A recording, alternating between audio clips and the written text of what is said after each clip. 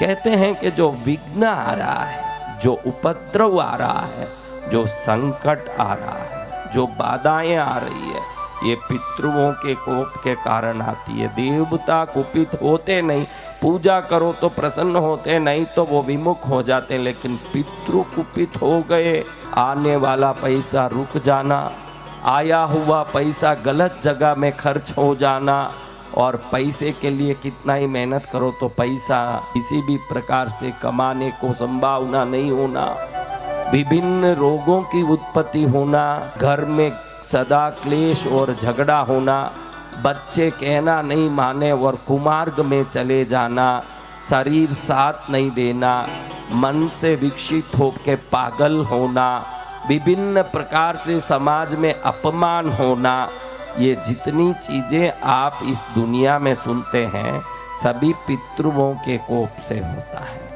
और जो पितृओं को प्रसन्न कर लेता है, शास्त्र कहता है कि सबसे पहले सुबह पितृ पक्ष में पितृ पूजा करनी चाहिए और पितृ पूजा करके बाद में देव पूजा करें। शास्त्र ऐसे कहता है। कौन सी पूजा करें?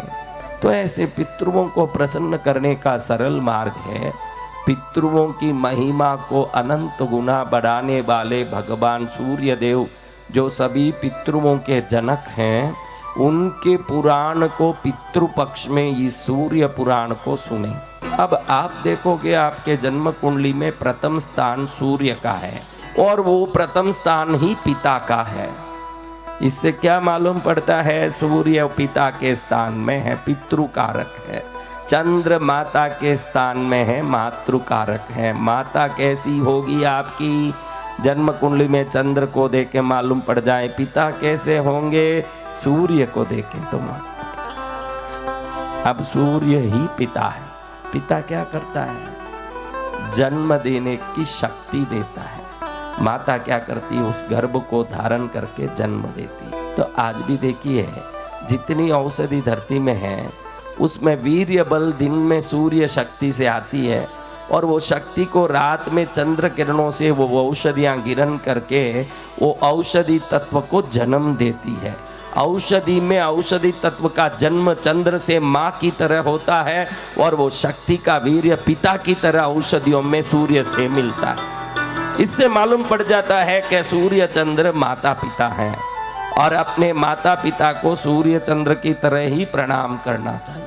आज पितृओं के इस पुनित पितृ पक्ष में हम पितृ कृपा सूर्य शिव पुराण जो सुनने जा रहे हैं, इसके पहले आप सब अपने घर में जहाँ पर पानी भर के घड़ा या मटकी रखते हो वहाँ एक छोटा सा दीपक जला के फिर इस कथा को रोज सुनने बैठोगे तो अब जो हम जाप करने वाले हैं, अभी जो हम क्रियाएं जो भी करने वाले हैं, उससे पितृ उस जगह में आकर्षित होकर के अनंत गुना कृपा बरसाएंगे। अनंत गुना आपके घर में आशीर्वाद आज से बरसने वाला है इस कथा के माध्यम से। सूर्य पुराण जैसे सूर्य उगने के बाद अंधकार का नाश होके वो जगह पूर्ण रूप से निर्भय और प्रकाशमय हो जाता है, वैसे सूर्य पुराण सुनने वाले के जीवन से भी अंधकार और भय का नाश होता है और उनके जीवन में प्रकाश और निर्भयता प्रकट होता है। ये सूर्य पुराण सूर्य सूर्य सूर्य बोलता रहे, उसके जीवन में शत्रु बाधा रोग और भय मिट जाता है। इतने सूर्य देव की शक्ति है।